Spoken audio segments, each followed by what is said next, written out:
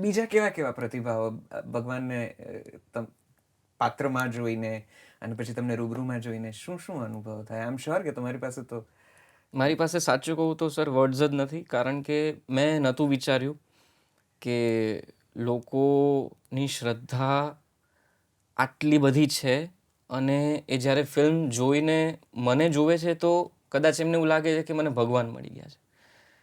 એટલે એ મને ભગવાન સમજીને જ મારી પાસે આવે છે, પગે લાગે છે, અને લોકો મોસ્ટલી મારી પાસે આવીને રડે છે મને હક કરીને. એટલે કદાચ હું એક નિમિત્ત છું, કદાચ એ મારો ચહેરો નિમિત્ત બન્યો હશે ભગવાનને બતાવવામાં.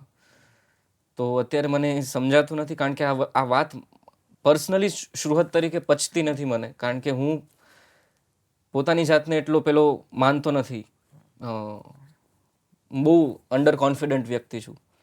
પણ આ બધું થાય છે ત્યારે હું બહુ, સાચું કહું તો એ ટાઈમમાં હું પોતે બ્લેન્ક હોઉં છું.